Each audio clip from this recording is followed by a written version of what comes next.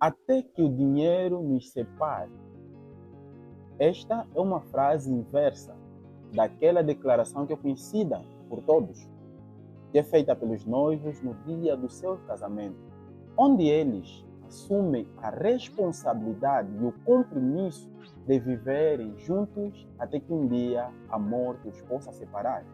Mas hoje a realidade mostra diferente.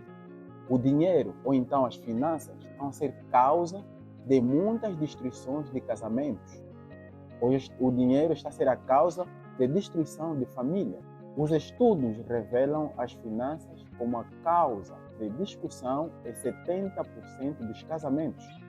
Em Angola, de acordo com os dados publicados pelo Instituto Nacional de Estatísticas, diz que 45% dos divórcios têm a ver com a questão financeira, propriamente da má gestão ou má administração financeira, a falta de transparência e a dívida. Estas têm sido razões para discussões no lar. Por isso que Barker ele diz que o divórcio raramente começa na cama, o divórcio começa na carteira, ou seja, no bolso. Será que existe um problema em ter possibilidades financeiras dentro da família ou no casamento? É problema ter dinheiro ou fontes que são rentáveis? Como é que você lida com a situação financeira dentro do seu casamento, dentro do seu namoro ou então dentro do seu noivado? Deixa alguma experiência lá nos comentários. Compartilhe como você tem superado essa fase para que todos nós saiamos a ganhar e tenhamos casamentos equilibrados quanto a questões financeiras. Deixa o seu like, compartilhe o link para grupos do WhatsApp. Não saia deste vídeo, pois assim mesmo nosso estudo vai já começar.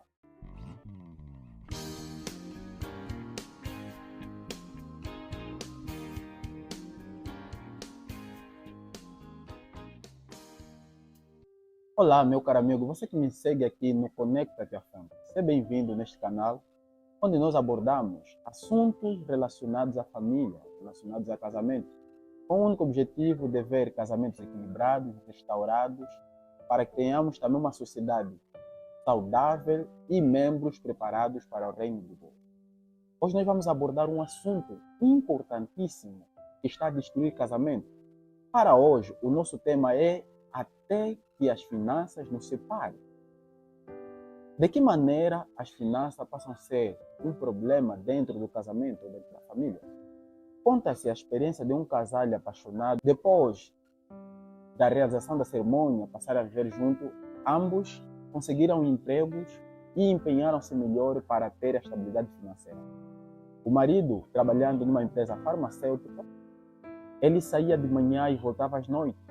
Tanto que, para conseguir uma promoção, ele decidia, mesmo em horas livres, ficar tempo no local de serviço, conversando com seus superiores hierárquicos, para ver se por intermédio disso conseguisse alguma vaga. E quando ele voltava para casa, ou assistia, ou então ia diretamente para a cama. A mulher era uma professora que também o seu horário começou a ter muita sobrecarga. E quando a mulher voltava mais cedo, ela via-se isolada e solitária. Daí decidiu mais uma vez ativar a sua amizade com seu ex-namorado no Facebook. Conversava com seu namorado, batendo papo, recordando o passado, assim como com as suas amigas. E um dia, quando apanhou sono, o seu marido teve acesso ao telemóvel.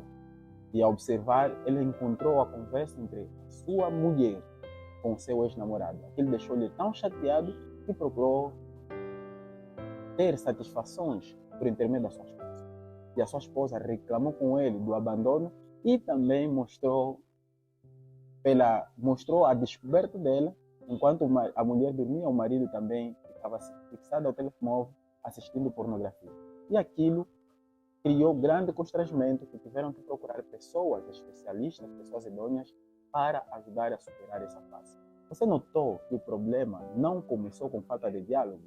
O problema começou com a procura de estabilidade financeira. E daí eu quero lhe convidar para o texto bíblico, no que está escrito no livro de 1 Timóteo, capítulo 6, verso 10.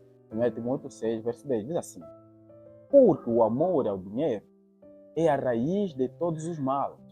E nessa cobiça, alguns se desviaram da fé e se transpassaram a si mesmo com muitas dores. O amor ao dinheiro é a raiz de todo mal. Muita gente abandonou a igreja, muita gente abandonou algum ciclo de amizade que tinha por causa do dinheiro. É por causa da estabilidade financeira que muitos estão perdendo o seu lar.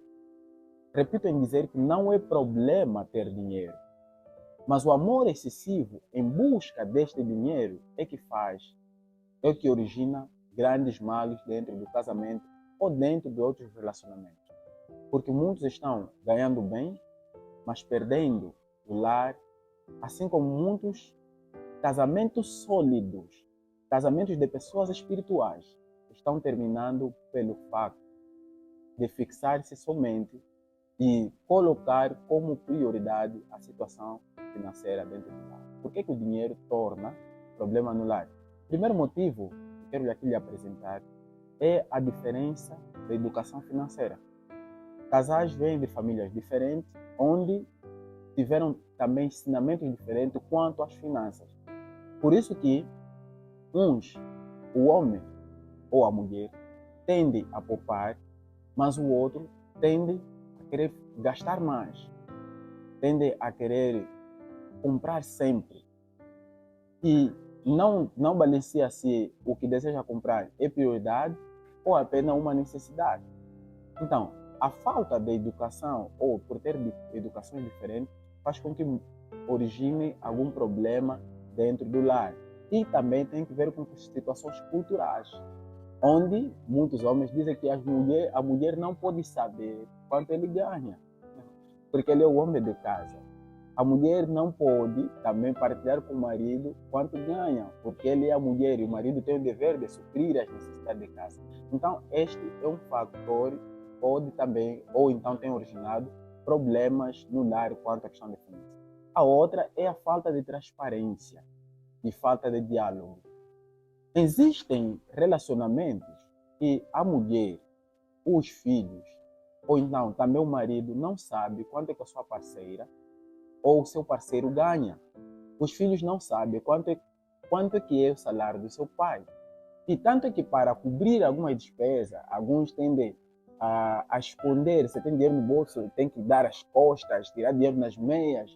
Não diz o que está a fazer com o dinheiro. Não diz quais são as necessidades, quais são as prioridades, quais são os projetos. E isso leva a família a pensar que eles sempre têm dinheiro em disposição. E isso vai originando vários problemas, desencadeia vários desentendimentos dentro do lar. O outro aspecto é a incompatibilidade salarial. Existem aquela situação de que a mulher tem um salário mais acima que do marido, ou então o marido tem mais acima que da mulher. E cada um considera que o que tem mais salário é que deve cuidar das despesas no lar. E isso também promove uma confusão, desencadeia um desentendimento, fazendo com que outro até sente-se mais desvalorizado. E depois cria aí uma separação naquilo que são projetos no lar e, consequentemente, encaminhando o lar para o divórcio.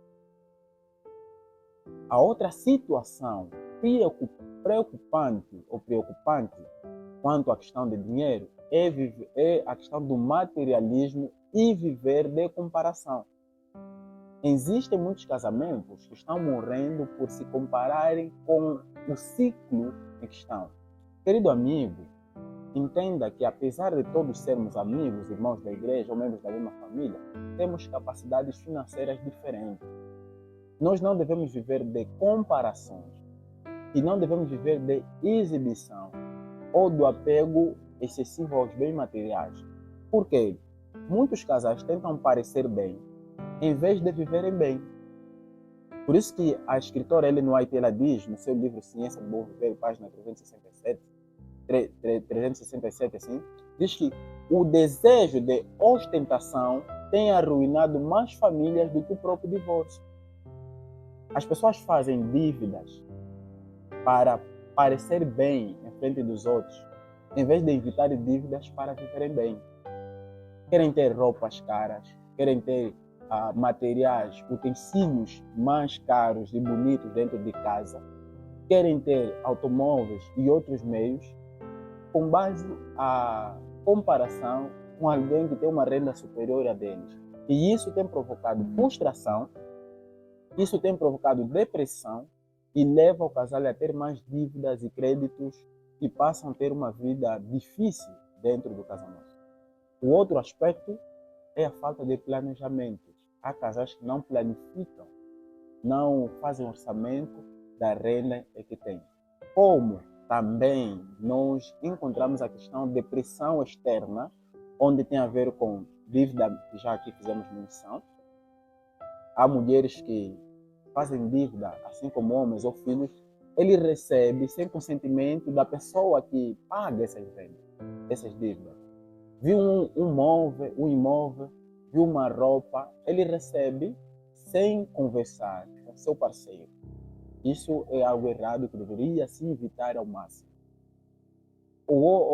Dentro da pressão externa tem também aquelas contribuições dentro da igreja, dentro dos grupos sociais que fazemos parte, ou então na família, os pedidos familiares, todas essas pressões externas também vêm provocando conflitos dentro do lar.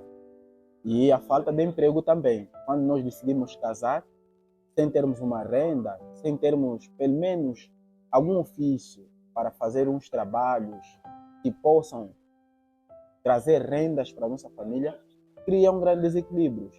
Por isso que se calhar você já ouviu alguém dizer assim, olha, eu fico feliz quando em casa não temos ainda salário. Porque o dinheiro muitas das vezes revela o caráter, revela o coração da pessoa. É daí onde a Bíblia diz que onde está o teu tesouro, aí está o teu coração. Porque o dinheiro mostra realmente que a pessoa é. Você já viu quando há dinheiro e quando não há? Como tem sido a convivência? Como tem sido o comportamento? Mais uma vez, isso comprova, o que você compreendeu agora, comprova que as finanças têm sido grande causa para a destruição familiar. E agora, deve estar a se perguntar, como fazer para prevenir os problemas financeiros dentro do lar?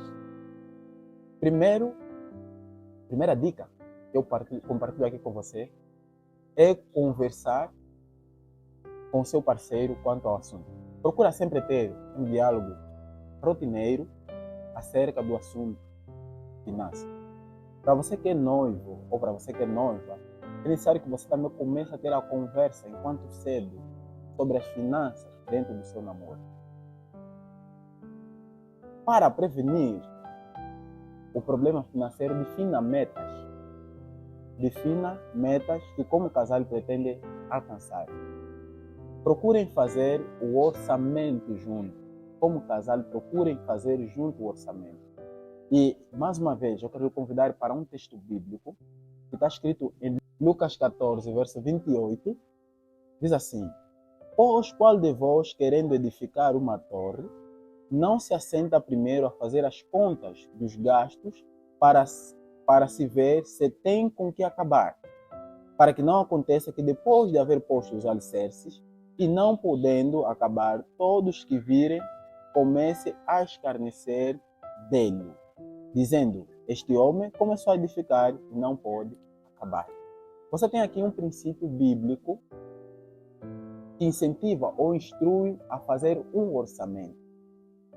Façam o orçamento dentro da vossa casa. No orçamento, você que ganha muito e o outro que ganha pouco, é renda familiar. Então o que devem fazer? O pouco dele, do marido, e o muito da esposa, deve ser juntado, adicionado, para depois fazer este orçamento. Aí está o princípio. No princípio do orçamento, primeiro está a entrada. O dinheiro que a esposa ganha, o esposo ganha, juntam, somando, e esta somatória é que poderão fazer para administrar. Então, na administração financeira, vocês terão que retirar o dízimo e a oferta. Lembra o Mateus 6, verso 33? Deixe que buscar primeiro o reino de Deus. Todas as coisas vos serão acrescentadas. O dízimo e a oferta é prioridade, porque a terra e tudo que nele há pertence ao Senhor. O segundo aspecto, vocês devem tirar a poupança. Leia Provérbios 21, verso 20. Devem ter uma margem, pelo menos 10% para a vossa poupança. Lembra que Jesus disse quando multiplicou os pães? Em capítulo 6 de João, ele orientou os discípulos a recolherem os pães que haviam sobrado de peixe para colocarem no cesto. Jesus Cristo aí ensinou o princípio de conservação, de poupança. Então, nós somos incentivados a poupar o dinheiro que nós ganhamos. E no orçamento, vocês têm que ter uma margem para a alimentação. Aconselho as manas a saberem cuidar da alimentação. Não deitem comida desnecessariamente. E não façam sempre proporções que obriguem com que reste a alimentação para deitar. Sirvam com moderação. Porque poupando a alimentação, você estará poupando também o dinheiro que poderá servir para outras despesas. Então, dentro do orçamento, tenha dinheiro para a alimentação, tenha dinheiro para a educação e tenha dinheiro para a generosidade, ajudar as pessoas com dificuldade. E dentro daquilo que é a prevenção para problemas financeiros, você deve procurar ter o domínio próprio. Isso é um fruto do Espírito Santo. Evita gastar por impulso ou por imitação do que os amigos estão fazendo ou do ciclo em que você está. Reconheça a sua realidade e faça de acordo com a sua própria realidade. Também contenta-se do que você tem. 1 Timóteo 6, verso 8, desde que nós tenhamos o que vestir, do que beber, do que comer, nós devemos nos alegrar com isso. Ajustem as suas finanças para ter o melhor. E também para que você tenha como prevenir a dificuldade financeira, procurem participar em palestras, procurem ler mais livros, procurem a ajuda de profissionais e pessoas que podem lhe ajudar a agregar valores e ter conhecimento quanto à área financeira. Lembre-se, ninguém pode servir a dois senhores, diz a Bíblia, porque ou há de odiar um e amar o outro, ou se dedicará a um e desprezará o outro. Disse Jesus. Não podeis servir a Deus e a Mamon, ou então às riquezas. Mateus 6, verso 24. Quando o dinheiro se torna um Deus, o lar torna um campo de batalha. O casamento é também uma união financeira. Quando um casal não anda junto nas decisões econômicas, cria-se divórcio silencioso no lar. Por quê? Andarão dois juntos se não estiverem de acordo? Creio que não. Então, usa as suas finanças para o bem da tua família, o bem da sua igreja, o bem para o evangelismo. E fica com a recomendação de ler 1 Timóteo 6, verso 17 até o verso 19. Que Deus lhe abençoe, tenha o equilíbrio financeiro e não permita que esta seja a causa para a separação do seu lar. Se gostou do conteúdo, deixe o seu like, subscreva-se ao canal, deixe algum comentário e continue a seguir o nosso canal, a nossa página no Facebook e do TikTok. Que Deus lhe abençoe. Até ao próximo encontro, se assim o Senhor permitir. Shalom.